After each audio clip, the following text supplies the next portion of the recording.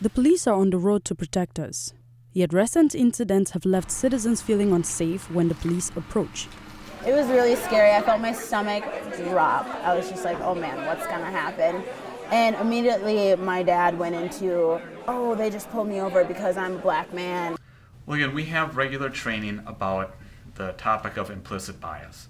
And we have policies and expectations that say we're not going to take enforcement action based on a person's race. But there are a few exceptional cases where you could be pulled over when you have not done anything wrong. The cop said he pulled us over because we had a taillight out, but my dad checked and there definitely was not a taillight out, so that was kind of sketchy. Sheriff Heck says there are several factors that affect an officer's interaction with citizens. Using race to match up to a suspect's description, obviously that's something that plays into it, because if I'm looking for a person that's Hispanic, I'm going to be pulling over Hispanic people if I'm trying to catch that person. It is also important to be careful with your movements as an officer approaches you.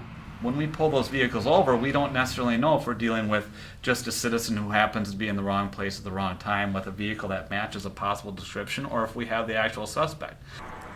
When police lights go off behind you, pull over to the right, park, keep your hands on the wheel, and wait for further instructions from the officer.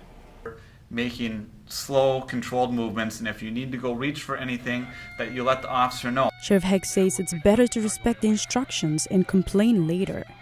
And when officers have bad days, if they're breaking rules or if they're violating policy, again, that's where I as an administrator need to know about that so we can take corrective action. Balanjanga, UTVS News.